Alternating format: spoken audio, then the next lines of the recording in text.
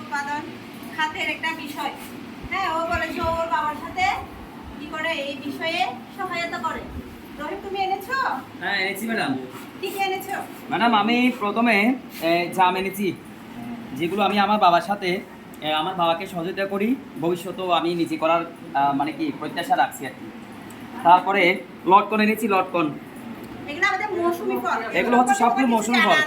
তারপর ঢেউয়া এনেছি, ঢেউয়া ম্যাডাম আমি আগে সবগুলো একটু বলে ফেলি। ঢেউয়া এনেছি, তারপর হচ্ছে হ্যাঁ, ও মানে গ্রামের ভাষায় বত্তা বলা হয়, বত্তা। তারপর এটা এলাচ লেবু। এনেছি, এলাচ লেবু। সুগন্ধিযুক্ত ফল, এটা দিয়ে হ্যাঁ, শরবত হ্যাঁ। করা যায়। তারপর হচ্ছে গোলাপ জাম এনেছি, এই গোলাপ জাম এগুলো সবাই পছন্দ করে, সবাই পছন্দ করে, মিষ্টিও আছে। একটা মিষ্টি টক হইতেছে, বেশি মিষ্টি না। তারপর হচ্ছে ও জাম এনেছি, জাম জাম সবাই বেশি পছন্দ করে, আমাদের খেলে শরীরে রক্ত হয়, ভিটামিন হয়, প্রচুর ভিটামিন থাকে। আর ওইটাকে কি বলে জানি? ম্যাডাম এটা হচ্ছে পাইনা গোলাপ, গ্রামের ভাষায় এটাকে সাধু ভাষায় লুকলুকি বলা হয়, টিপবল বলা হয়, লুকলুকি বলা হয়। টিপবল বলা হয়, পাইনাগুলো বলা হয়, এইরকম। দেখছেন, আসলে আমারও খেতে ইচ্ছে হচ্ছে, মনে হয় সবার খেতে ইচ্ছে হচ্ছে মনে হয়। আনছি, সবাইকে দিব, সবাইকে দিব। না আমি বসি। না, একটা কথা ছিল, তুমি এটা কেন চুজ করেছো যে তোমার পেশার জন্য? এগুলো পছন্দ, মৌসুমী সবজি, হ্যাঁ, ফল এবং বাহারি উদ্ভিদ চাষের যে একটা ইয়ে আছে ওইটা থেকে ম্যাডাম এগুলো পছন্দ করেছি যে এগুলো আমার আব্বা করতো, নিজে উৎপাদন করতো এবং আমাদের পরিবারের প্রয়োজনে উনি এগুলো বিক্রি করে পরিবার চালাতো। এইটা দেখে আমার খুব ভালো লেগেছে যে আমি আব্বাকে একটু সহযোগিতা করবো, ভবিষ্যতেও আমি যদি পারি সম্ভব হলে এটা করবো। আরেকটা কথা হচ্ছে আর কথা হচ্ছে কি পুষ্টিগুণে সমৃদ্ধ। হ্যাঁ, আমরা এটা শুধু কি আমাদের গ্রীষ্মকালীন ফল আছে, শীতকালীন ফল আছে, মৌসুমী ফল বলতে আমরা বুঝি একটা নির্দিষ্ট সময়ে পাওয়া যায়, সবসময় পাওয়া যায় না। আবার এটা আমাদের কি রিজনেবল প্রাইসে কিন্তু পাওয়া যায় না। যখন একটু এই যে এই সময়টাতে পাওয়া যায় তখন আমরা উচ্চমানে এটা পেতে পারি। এটার মাধ্যমে আমরা আমাদের পুষ্টি ঘাটতি পূরণ করতে পারি। আজকে তোমাদের জন্য একজন মেন্টর, হ্যাঁ, মেন্টরকে নিয়ে এসেছি, তোমরা এখান থেকে পরামর্শ পেতে পারো এটা কিভাবে চাষটা করা যায়। হ্যাঁ, তোমাদের যা প্রশ্ন আছে করতে পারো।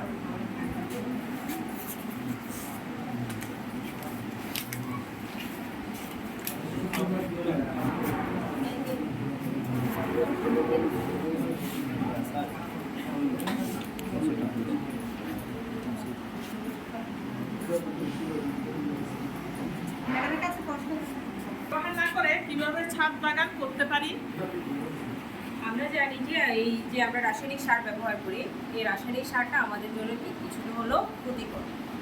তো সেক্ষেত্রে আমরা চেষ্টা করব যতটুকু পারা যায় কীটনাশকটা ব্যবহার না করতে। কীটনাশক ব্যবহার না করে আমরা কি করতে পারি, আমাদের তো নিম গাছ সচরাচর দেখা যায়, নিম পাতার যে রসটা আছে সেই রসটা পানির সাথে মিশিয়ে আমরা এটা স্প্রে করতে পারি কীটনাশক হিসাবে।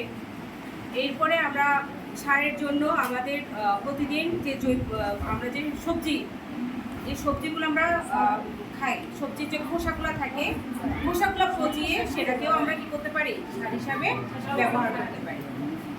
হ্যাঁ, আর কেউ আমার প্রশ্ন আছে, আমার ছাদ বাগান আরো কিভাবে সম্প্রসারণ করতে পারি?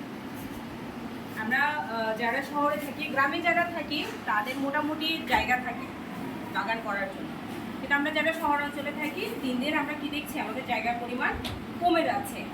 এই স্বল্প পরিসরে কীভাবে আমরা আমাদের নিজেদের খাদ্যর চাহিদাটা পূরণ করতে পারি এবং পাশাপাশি যদি আরও বড় চাহিদা থাকে সেটাও যেন ফিল আপ করতে পারি, এই জন্য আমরা চাচ্ছি কি আপাতত ছাদ বাগান। এবং বর্তমান সময়ে এই ছাদ বাগানটা কিন্তু খুবই জনপ্রিয় হয়েছে। আমরা যে অনেকে বাসার জন্য বেশি করে ফল কিনি না, ফলের যে ক্যারেটগুলো থাকে সেই ক্যারেটগুলোতে মাটি ভর্তি করে আমরা ছাদে রাখতে পারি। তারপরে তারপর আমরা যে রং করি, রঙের যে ক্যাটারিগুলো থাকে ওগুলা, তারপর আমাদের যে বালতিগুলো নষ্ট হয়ে যায় সেই বালতিগুলো, এভাবে করে অব্যবহৃত জিনিসগুলো কিছুটা নষ্ট হয়ে গেছে আর ব্যবহৃত হচ্ছে, ওই অব্যবহৃত জিনিসগুলো দিয়ে আমরা মাটি ভর্তি করে কি করতে পারি, ছাদ বাগানটা করতে পারি। এবং ছাদ বাগান করার সময় আমাদের কিছু জিনিস খেয়াল রাখতে হবে, যেমন যে জায়গাটায় আমরা পাত্রটা স্থাপন করবো জায়গাটা যেন স্যাঁতস্যাঁতে না হয়, আমাদের ছাদটা বড় গাছপালা রোপণের ক্ষেত্রে আমাদের ছাদ যেন সেটা ভার বহন করতে পারে, ওই ক্যাপাসিটিটা যেন আমাদের ছাদের থাকে।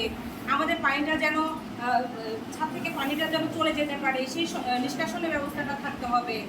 এবং ছোট গাছ রোপণ, যেগুলো অগভীর মূল, এগুলো রোপণের জন্য আমাদের কতটুকু মাটি ব্যবহার করতে হবে, এবং যেগুলো গভীর মূল ওগুলো রোপণের জন্য আমাদের মাটিটা কতটুকু গভীর হতে হবে, আমাদের মাটিটা সংমিশ্রণের সময় কীভাবে আমরা কতটুকু জৈব সার দিব, কতটুকু আমরা মাটি ব্যবহার করব, এই জিনিসগুলো আমাদের একটু খেয়াল রাখতে হবে।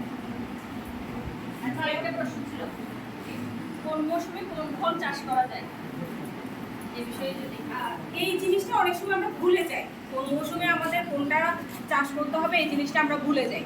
তাহলে আমরা একটা জিনিস মাথায় রাখবো, আমরা শীতকালে কোন সবজিগুলো খাচ্ছি, গরমে আমরা কোন সবজিগুলো খাচ্ছি, শীতে আমরা কোন ফলগুলো পাই, গরমে কোন ফলগুলো পাই, এটা মনে রাখলেই কি হয় আমাদের ইজিলি এই জিনিসটা হয়ে যাবে। কারণ আমরা মুখস্থ কথাগুলো ভুলে যাই, আমিও ভুলে যাই।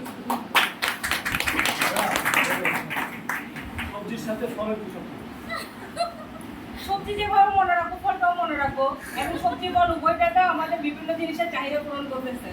এই যে লক্ষণ ফলের জন্য কোন মাটিটা বেশি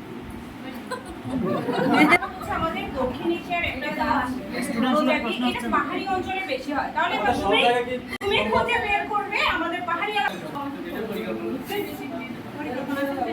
ফল নিয়ে আলোচনা করেছি, আরেকটা সেশনে তোমাদের সবজি নিয়ে আলোচনা করব।